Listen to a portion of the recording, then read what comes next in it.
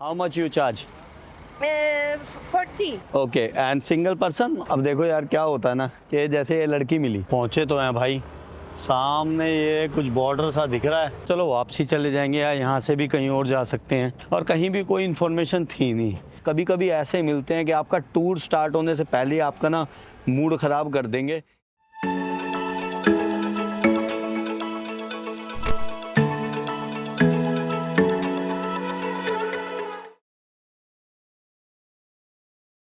जय हिंद, नमस्ते, आदाब, सत श्री अकाल और सबको राम राम। मैं हूं आपका दोस्त मनोज मल्होत्रा और स्वागत है आपका एक और नई वीडियो में। इस वक्त हम खड़े हैं स्पेन के एक शहर मलागा के इंटरनेशनल एयरपोर्ट पर, और यहां से हम जाने वाले हैं फिर से एक अनजान जगह को देखने के लिए, जिसका नाम है जिब्राल्टर। जिब्राल्टर कहें, जिब्राल्टा कहें, वही ये जिब्राल्टर है जिसको हमने हमेशा स्कूल की बुक्स में पढ़ा है और या फिर न्यूज़ में देखा है या न्यूज़ में सुना है थोड़ा बहुत। तो यस, अगेन हम जाने लगे हैं ऐसी ही जगह को देखने के लिए। तो भाई वीडियो को लाइक कर दें, चैनल को सब्सक्राइब कर दें और शेयर कर दें वीडियो को, ताकि ये जो इन्फॉर्मेशंस हैं ये किसी के काम आ सकें।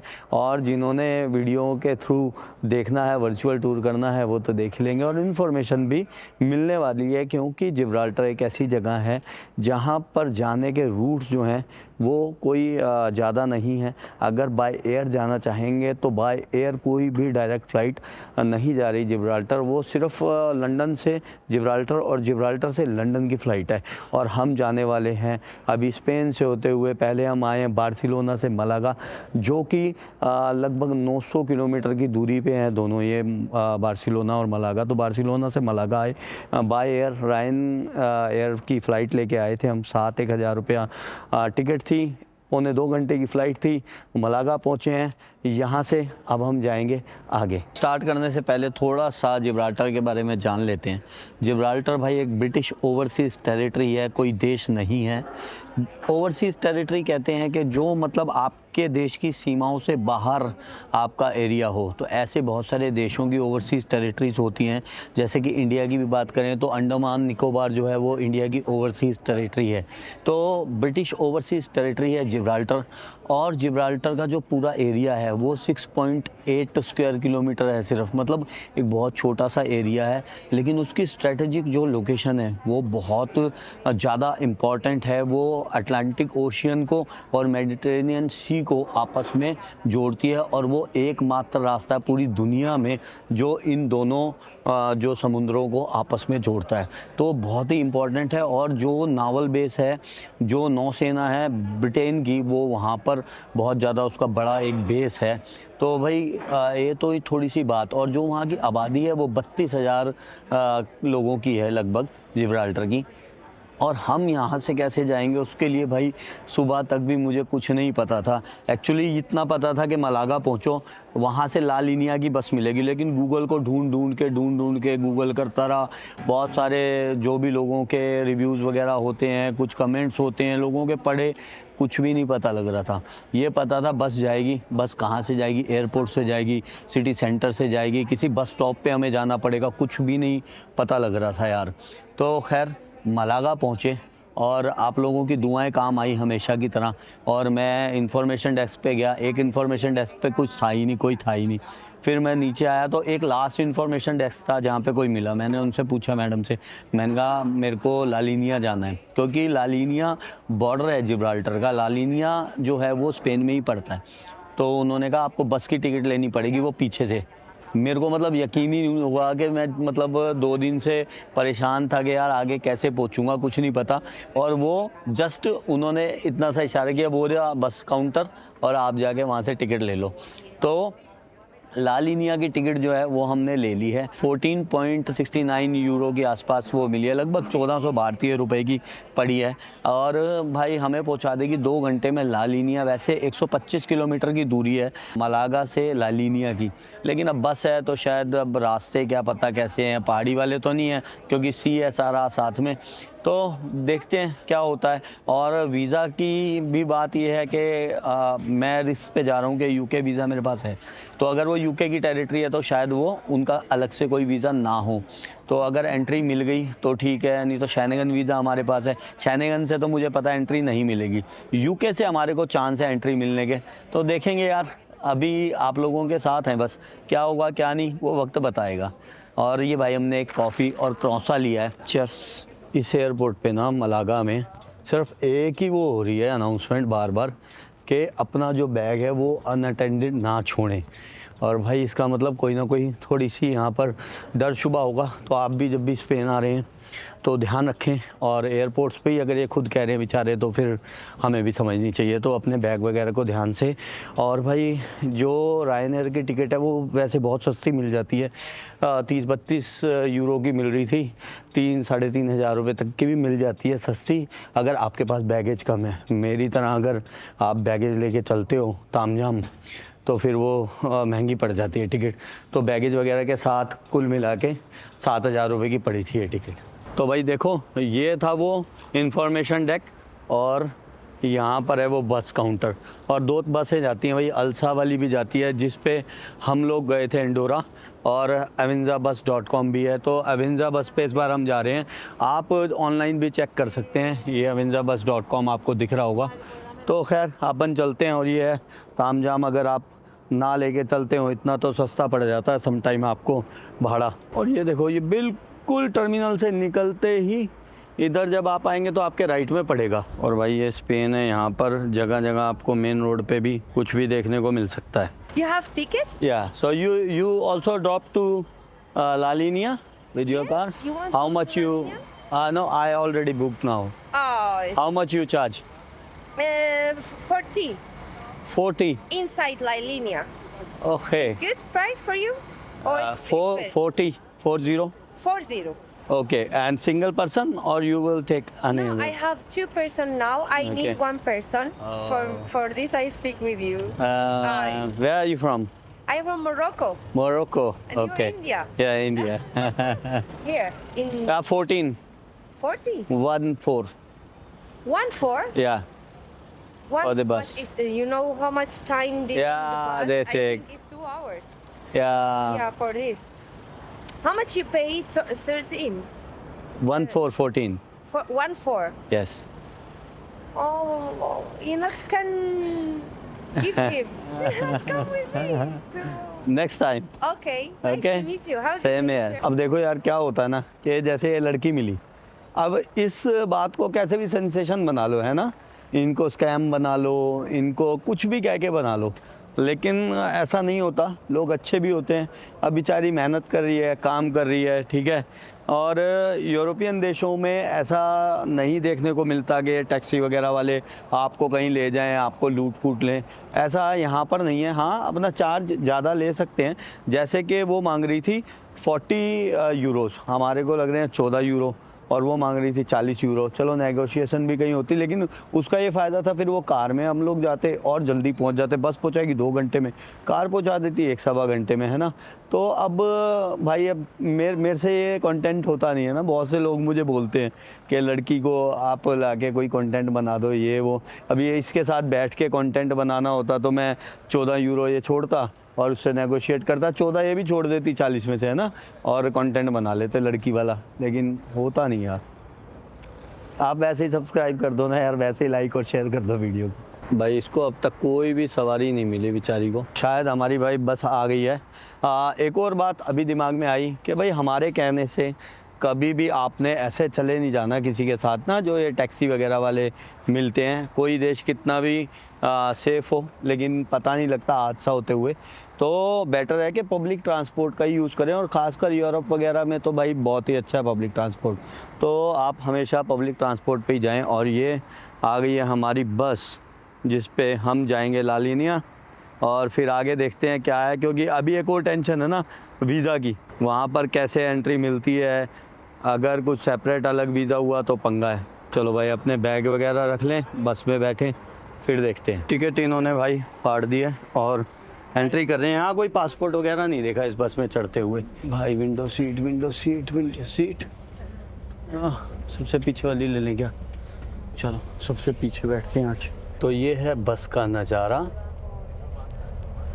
और ये कुछ सिस्टम, ये नीचे चार्जिंग पॉइंट लेकिन टूटा पड़ा है। बस के अंदर भाई शायद ये चला रखे हीटर और हो जाएगी गर्मी। इन गोरों की एक बात है पता है, आप लोग कुछ तेज वेज बोलो ना तो ये देखेंगे ऐसे बड़ी गंदी नज़र से, है ना।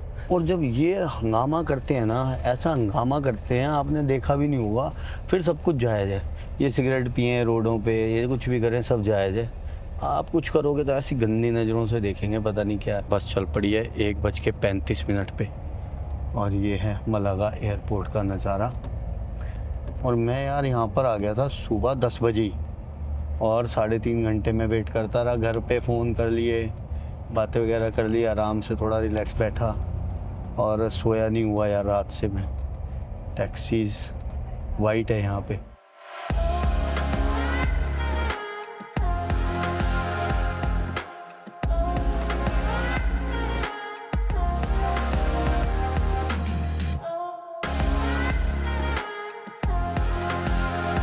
भाई लगभग आधे घंटे बाद एक स्टॉप लिया है बस ने, जो है एरिया मार्बिया।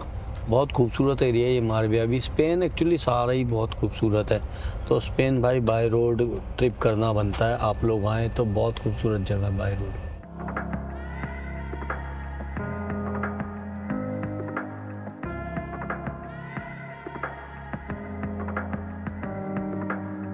भाई हम बहुत नियर बाय पहुंच चुके हैं और ये है पहली झलक द रॉक ऑफ जिब्राल्टर की।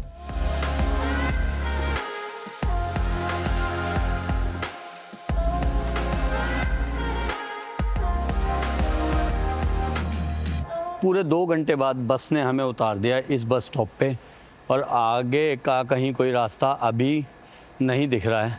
ढूंढते हैं, यहाँ से एग्ज़िट है, एग्ज़िट से जाते हैं और कुछ ना कुछ ढूंढते हैं। पहले तो भाई टॉयलेट है भाई यहाँ पर। चलो भाई हल्के हो लिए, अब बाहर चलते हैं।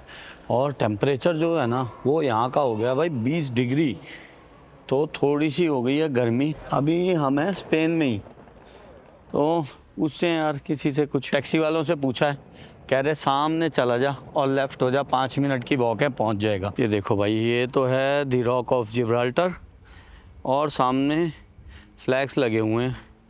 तो एक शायद जिब्राल्टर का फ्लैग है और एक ब्रिटिश फ्लैग मुझे दिख रहा है, तो वही होना चाहिए भाई बॉर्डर। पहुँचे तो हैं भाई, सामने ये कुछ बॉर्डर सा दिख रहा है और बर्गर किंग भी है, मैकडी भी है।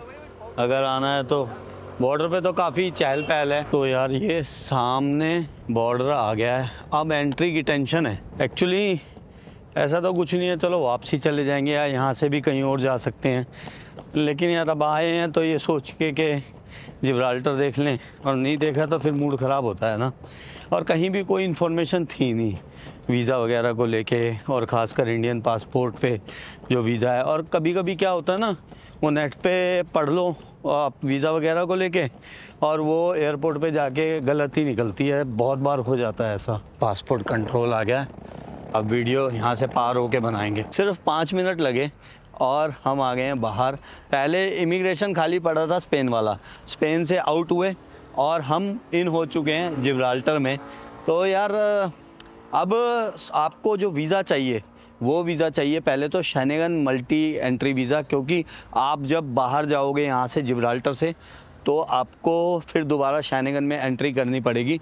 तो एक तो मल्टीपल वीज़ा चाहिए शेंगेन का आपको, और उसके अलावा यूके वीज़ा भाई चल रहा है। और मैंने 1-2 जगह पढ़ा था कि यूके वीज़ा की भी कुछ कंडीशंस थी, जैसे 6 महीने का होना चाहिए, 6 महीने से ज़्यादा का हो, 1 साल का हो, ऐसे कुछ था।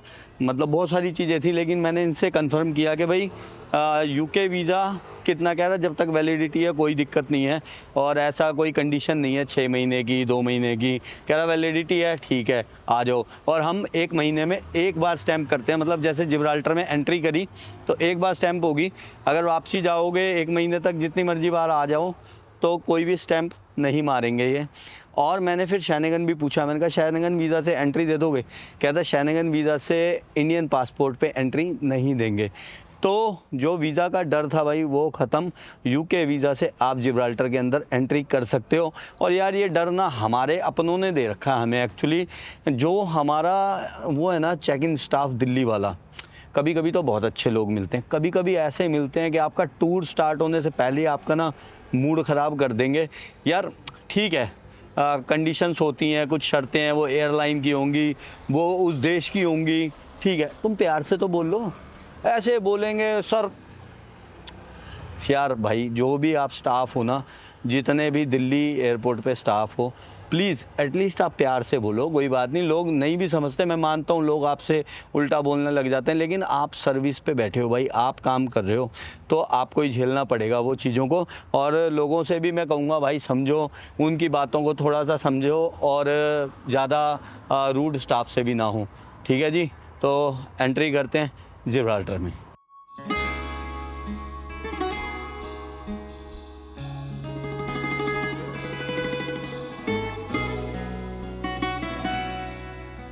और हम जिब्राल्टर में एंट्री कर चुके हैं, तो यहाँ की जो करेंसी है वो भी बदल जाएगी। वो करेंसी यहाँ पर चलेगी अब ब्रिटिश पाउंड, क्योंकि ये ब्रिटिश टेरिटरी है, मैंने आपको पहले भी बताया। और बिल्कुल छोटा सा एरिया 6.8 स्क्वायर किलोमीटर में है। पब्लिक बसेस यहाँ पर चल रही हैं। ये शायद एक ही बस है जो घूमती है, क्योंकि मेरे को जहाँ भी दिख रही है ये 5-10 ही लिखा हुआ है, 5/10 लिखा हुआ है सारी बसेस पे। एक पे 5 लिखा है, मतलब छोटा ही रूट है और छोटी सी जगह है, तो बसेस हैं। टैक्सी वगैरह मिल जाएंगी, टैक्सी का पीछे स्टॉप है, लेकिन टैक्सी कोई खड़ी देखी नहीं। और भाई यहाँ पर ये है कुछ, देखते हैं खाने पीने को कुछ मिलता है तो। भाई अगर करेंसी चेंज करानी हो तो ये ऑफिस है। वैसे तो अगर आप प्लान करके ही आ रहे हैं जिब्राल्टर आने का, तो इंडिया से ही ले आओ, नहीं तो यहाँ कार्ड बिल्कुल चलता होगा। यूके में तो कार्ड चलता है, और ये भी यूके को ही फॉलो करते हैं, तो यहाँ भी कार्ड चलता होगा। ये बॉर्डर पे ये सुवेनियर शॉप, घुसते ही पहले भाई मैग्नेट ले लेते हैं, कभी कभी भूल जाते हैं। फिर मैग्नेट ले लिया भाई हमने, और ये मिली अपने को 2.90 पाउंड्स की। और कार्ड चला नहीं भाई, एक कार्ड मेरा चला नहीं यहाँ पर, तो फिलहाल तो कैश दे दिया। अब दूसरा कार्ड चला के देखेंगे क्या होता है। यार रहने का जो जुगाड़ है ना यहाँ पर, वो इस बार हम यूज़ करने वाले हैं काउच सर्फिंग। और शायद मैं बहुत कम रहा हूँ काउच सर्फिंग में, और आज रहेंगे हम एक गोरे के साथ। यार ये एक और चीज़ नहीं देखी मैंने आज। ये देखो, ये ना इनका रनवे है, ये यहीं से पब्लिक जा रही है, यही रनवे है।